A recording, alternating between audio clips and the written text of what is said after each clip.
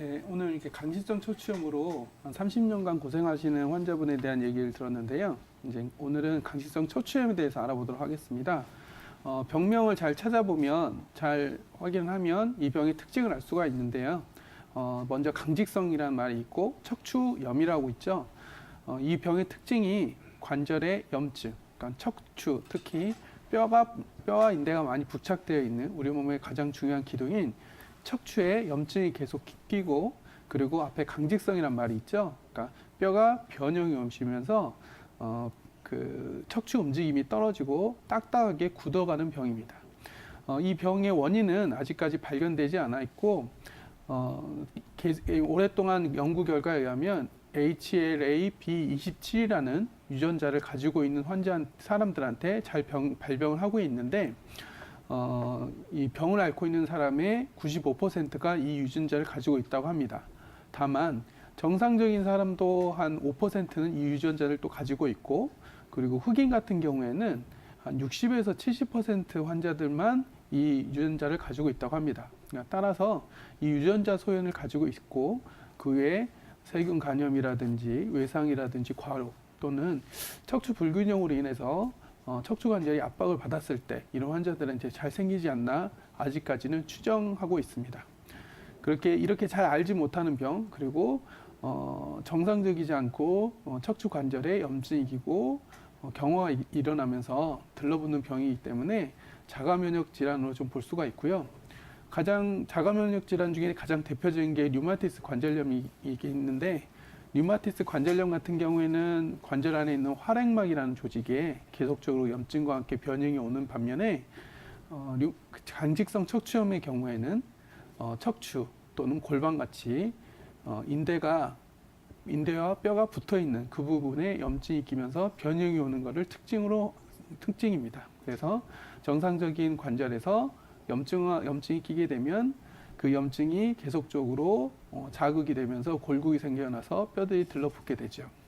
이걸 이제 검사를 통해서 이제 확진을 하게 되는데, 말 그대로 염증이 얼만큼 있는지, 그리고 유전자 소인이 있는지, 그리고 마지막으로 뼈의 변형이 진행되는지 안 진행되는지를 확인할 수가 있는데요.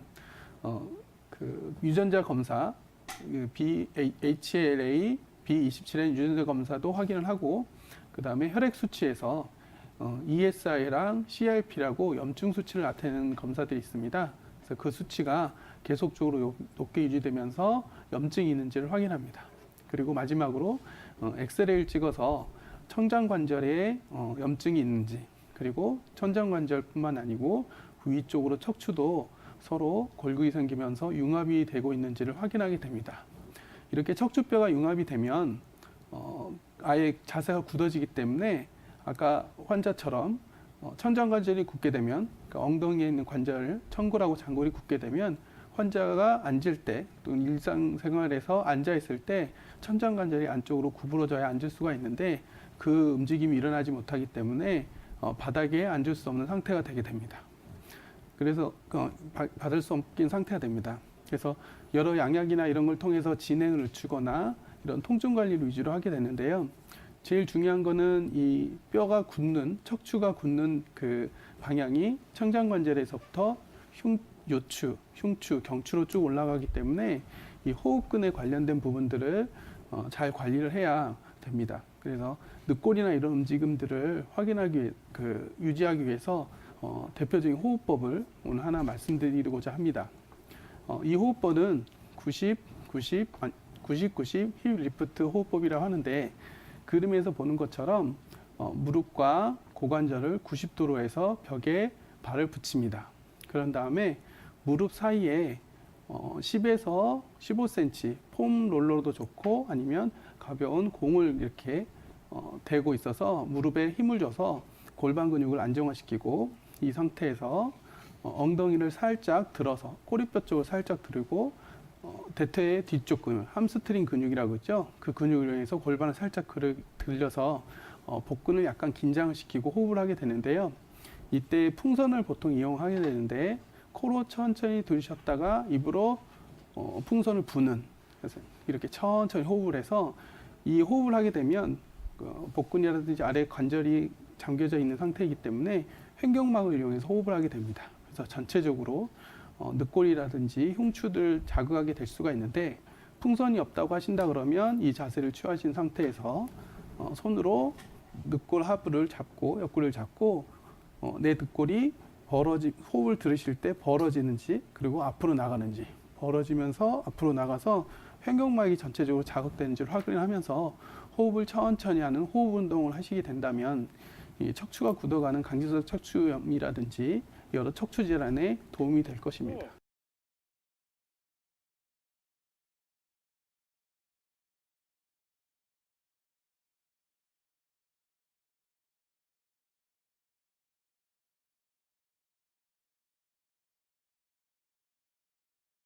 네, 강직성 척추염의 증상으로는 관절 증상과 관절 외 증상으로 나눌 수가 있습니다. 관절 증상은 척추의 염증을 동반하고 있는 척추 증상, 그리고 팔다리에 염증이 있는 팔다리 증상, 그리고 인대 부착 부위의 염증이 있는 골 부착부염이 있는데요. 첫 번째 척추 증상은 주로 엉치뼈에서 나타납니다. 그래서 아침에 일어났을 때 뻣뻣함을 호소하다가 활동 후에 통증이 경감되는 양상을 보이게 됩니다. 두 번째는 팔다리 관절염인데요. 이 팔다리 관절염이 엉치 증상보다 더 빨리 나타나서 류마티스 관절염으로 오인하는 경우가 있습니다. 팔다리 관절염은 한쪽으로 나타나는 양상을 보이게 되고요. 세 번째, 골 부착 부위 염증이 있습니다. 갈비뼈나 발바닥이나 발꿈치 통증이 이에 해당됩니다. 그 외 관절 외 증상은 포도막염과 같은 눈 증상이나 IgA 신증과 같은 소변에서 혈액이 나오는 콩팥 증상, 그리고 복통이나 설사를 동반하는 장 증상, 그리고 갈비뼈 강직으로 인해서 호흡이 곤란한 폐 증상, 그리고 대동맥 판막 부전증이나 부정맥과 같은 심장 증상, 그리고 그 외에 만성 전립선염과 같은 전립선 증상이 있습니다. 강직성 척추염을 진단하는 검사는 쇼버 검사가 있는데요. 쇼버 검사는 허리를 앞으로 구부려서 허리의 유연성을 측정하는 검사입니다. 그 외에 가슴 흉곽 확장 검사라고 하여서 숨을 들이쉴 때와 숨을 내쉴 때의 차이를 측정하는 검사가 있고요. 그 다음 엉치 엉덩뼈 관절의 염증을 테스트하는 패트릭 검사가 있습니다.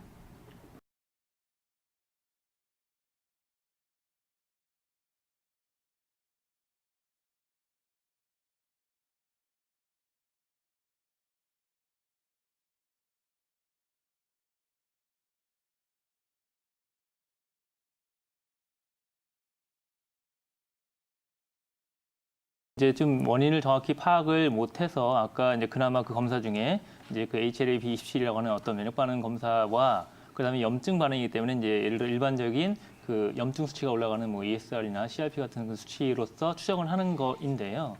이게 좀 이 강직성 척추염이라는 질환 자체는 류마티스와 유사 질환이긴 하지만 약간 일반적인 좀 특징을 가지고 있는데 보통 다른 질환에 비해서 이제 40대 이전의 남성한테 보통 많이 나타나는 패턴을 가지고 있게 되고요.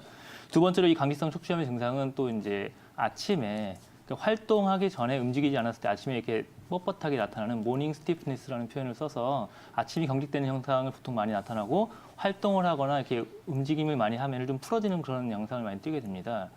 그리고 세 번째로 이 강직성 척추염은 사실은 단기간에 확 나타나는 게 아니라 한 수주 동안에 서서히 증상이 이렇게 진행되는 형태를 나타나게 되고 그리고 이 강직성 척추염이 한번 발병한 이후에는 약 3개월 이상 정도 오랫동안 지속되는 그런 성향을 좀 띠게 되는 그런 특징을 갖기도 하고요. 그다음에 이거 자체는 이제 악화가 되면은 목이나 어깨 같은 근육이 이렇게 앞으로 완전히 이렇게 굳어지는 그런 형상을 띠게 되고 허리도 완전히 굳어져가지고 이렇게 굽혀지는 형태가 잘 안 되니까 앞서 조현철 원장님께서는 뭐 뱀부 스파인이라고 해서 마치 그 대나무통에 있는 그것처럼 딱딱하게 굳어지는 그런 형상을 띠게 되는 엑스레이 소견을 볼 수 있을 거고요. 이게 보통 이제 운동을 하면은 좀 감소가 되고 앞서 말씀드린 것처럼 활동을 하거나 이렇게 좀 풀어주면 감소가 되지만 가만히 있거나 휴식기나 아침에 일어났을 때 이때 좀 더 악화되는 그런 성향을 띠는 이런 약간 특징적인 성향을 나타내게 됩니다. 이 강직성 척추염의 일반적인 생활관리에 대해서 제가 좀 말씀드려야겠는데요.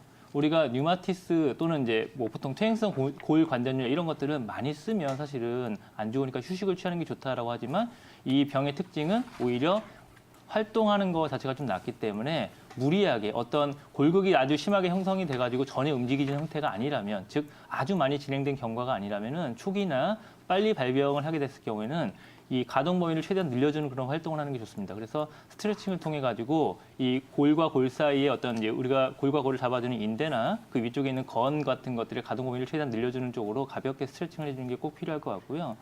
이 병의 원인 자체를 잘 모르기 때문에 이게 자가 면역 질환의 유사로 보기도 하고 면역 체계가 망가진 걸로 보고 있기 때문에 어떠한 형태든지 간에 이 면역 체계를 바로잡는 면역력을 강화하거나 바로잡는 그런 근본적인 어떤 신체의 조정을 잡는 그런 거에 대한 전반적 관리를 같이 병행을 하시는 게 이 자가 면역 질환에 유사한 강직성 척추염을 잡아가는 데 좀 도움이 될 수 있을 것 같고, 그 다음에 아까 조현철 원장님이 말씀하신 것처럼 이제 90, 그다음 힙 리프트 브레싱이라고 하는 그 호흡근 강화하는, 이게 왜 그러냐면은 나중에 이 병변이 침범을 많이 하게 되면은 뭐 늑간근이나 우리가 이제 부척추 근육 같은 경우에 심하게 침범을 해가지고 호흡 자체까지 영향을 줄 수 있기 때문에 그런 호흡이 더 이상 악화되는 것을 방지하는 거는 이런 질환의 꼭 방지와 예방에서 필요하기 때문에 그걸 같이 병행을 해야 되겠는데요. 아까 말씀드린 그런 방법 외에도 우리가 이제 엎드려 가지고 그 악어에 숨 쉬는 거라고 해서 뭐 크로코다일 브레싱이라는 표현을 쓰기도 하는데, 그러한 방법은 결국 이 횡격막을 강화시키는 운동입니다. 그런 운동을 잘 습득을 하셔가지고 이런 환자들은 일상생활 관리를 하시는 게 필요할 것 같고요. 그 다음에 뭐 가장 중요한 거는 이제 면역력을 강화하기 위해서 여러 가지 체질적인 관리를 함과 동시에 충분한 유산소 운동과 그리고 이제 수영 같은 그런 이제 우리가 무리가 되지 않는 운동 내에서 가동 범위를 늘려주는 운동을 병행하시고, 마지막으로는 이게 이제 근육에 결국은 침범을 같이 할 수 있는 범주를 보기 때문에 가능하면은 이제 가동 범위를 늘려주는 방법은 이제 따뜻한 물로써 근육을 이완시켜주고 가동 범위를 늘려주는 그런 방법을 같이 병행을 하시는 게 이런 환자분의 일상생활 관리에 필요할 것 같고요. 이 질환은 이게 어느 정도까지 진행을 했느냐에 따라서 이게 초반에 잘 대처해서 대증적으로 치료를 할 수 있느냐, 아니면 사실 이제 치료가 힘드냐 이렇게 볼 수 있는데, 앞서 이 환자분께서도 지금 30년간 발병을 하셨기 때문에 그래서 이렇게 똑바로 앉을 때 뒤로 넘어진다는 얘기는 아마 허리 쪽에 이게 강직성이 심하게 온 걸로 추정은 되긴 됩니다. 다만 그럼에도 불구하고 그런 요구나 둔부 또는 천정관절 자체에 우리가 이제 약침이나 봉침 일부 효과가 있는 걸로 지금 보도도 되고 자료도 많이 나와 있기 때문에 그런 증상을 좀 경감시키기 위해서는 해당 관절 자체에 약침이나 봉침을 위시한 침구 치료를 병행을 하시는 게 좀 좋을 것 같고요. 이제 한의사들이 많이 치료하는 그 치료 수단 중에 이제 추나라는 치료가 연부 조직을 좀 이제 강화를 시키기도 하고 가동력을 좀 늘려줄 수 있는 그런 방법이 있기 때문에 추나 치료를 병행을 해서 이 환자의 일반적인 증상을 조금이라도 감감을 시키면 일상생활에서의 관리에 좀 도움이 될 수 있을 것 같고, 마지막으로 앞서 제가 말씀드린 것처럼 이 강직성 척추염 환자는 면역력에 혼란이 온 거라고 볼 수 있는데, 보통 한의계에서는 이 강직성 척추염 환자들을 신장 또는 이제 골수라고 하는 영역 자체가 부족하거나 뭔가 문제가 있다고 볼 수 있기 때문에 한의학적인 우리 치법 처방 중에서 골수나 신장을 강화하는 쪽의 처방, 여러 가지 처방이 있을 수 있는데요. 그런 처방을 같이 병행을 해서 이 환자의 면역력을 좀 더 개선을 시키거나 잡아주면은 그 완전적인 치료라고 보기에는 좀 어렵겠지만 증상을 많이 경감시키고 이 사람의 삶의 질을 높이는 데는 어느 정도 도움이 될 수 있을 거라고 사료됩니다.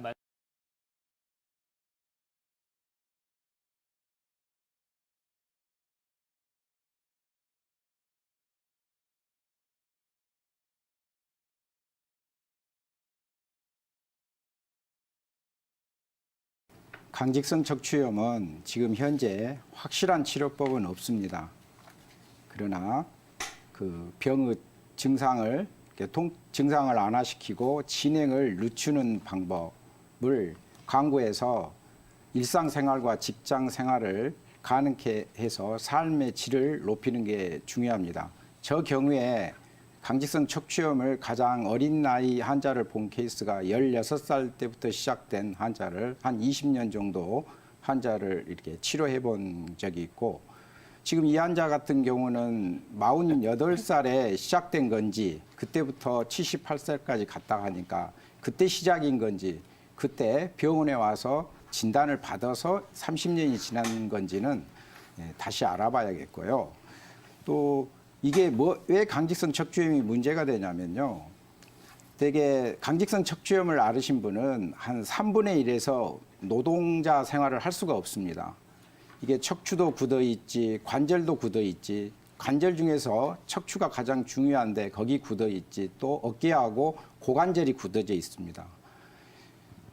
그리고 또 하나는 이게 이분이 지금 30년이 진행되어 있는데 처음 병이 시작돼서 10년 동안 병의 진행이 천천히 가면은 한 70% 이상에서 병이 그렇게 심하지 않다고 합니다.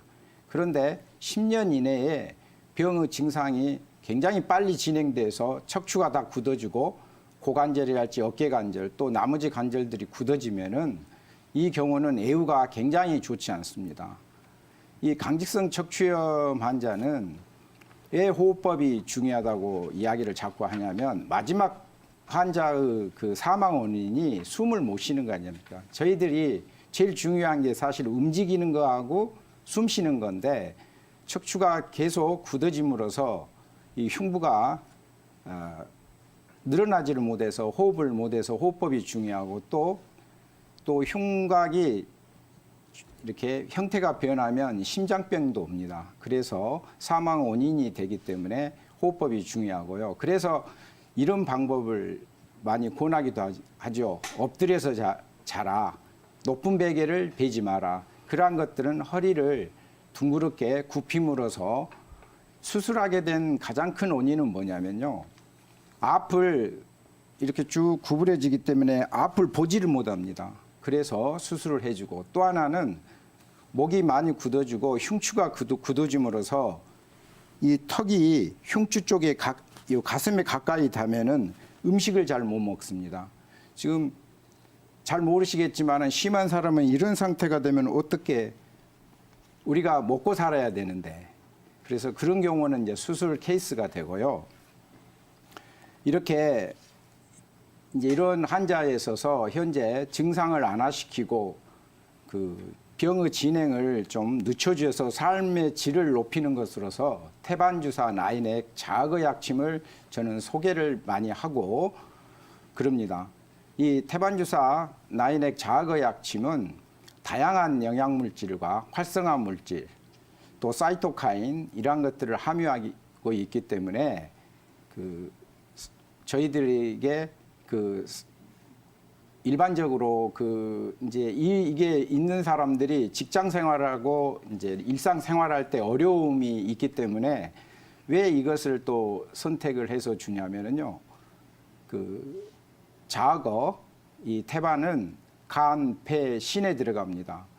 이 강직성 척추염은 운동을 못하면서 나중에 굉장히 기능 장애가 오기 때문에 운동을 하기 위해서 근육이 많이 작용을 하는데 근육에 관여되는 간 기능에 좋고요. 또 호흡에 필요한 폐 기능을 높여주고 또 관절이나 뼈에 문제를 일으켜서 굳어지기 때문에 이 신의 한의학에서는 신이 거기에 기능을 가지고 있다고 합니다. 그래서 자거는 이러한 여러 가지 기능을 가지고 있기 때문에 좋습니다. 그리고 저는 또 태반주사 나인액 자거 약침이 효도주사라고 생각합니다. 이렇게 근육통, 관절통, 신경통 이런 게 있는 사람한테 굉장히 효과적입니다. 그래서 나이 드신 부모님에게 효도주사로서 태반주사를 소개하고 싶습니다. 그래서 이제 이 지금 환자 같은 경우에 뒤로 넘어진다는 것은 고관절이 지금 굳어져 있다는 거거든요. 고관절만 굳어져 있는 경우는 고관절, 인공관절 수술을 하면 됩니다. 그것은 그렇게 문제가 안 되는데 척추가 이제 굳어져 있는 경우에는 수술이 좀 커지게 되죠. 그래서 이제 어느 정도 걸음을 걸을 때 전방을 주시를 못할 때는 수술을 하게 되죠. 그리고 또 하나 이제 그 베개를 높은 베개를 하지 않는 게 좋고요. 통증이 심할 때는 지금 양방에서는 스테로이드를 사용합니다. 그런데 스테로이드는 어느 정도의 좋은 점도 있고 부작용을 가지고 있기 때문에 스테로이드를 대체할 수 있는 것으로서 태반주사 나인액 자거약 침이 또 좋다고 저는 생각을 합니다.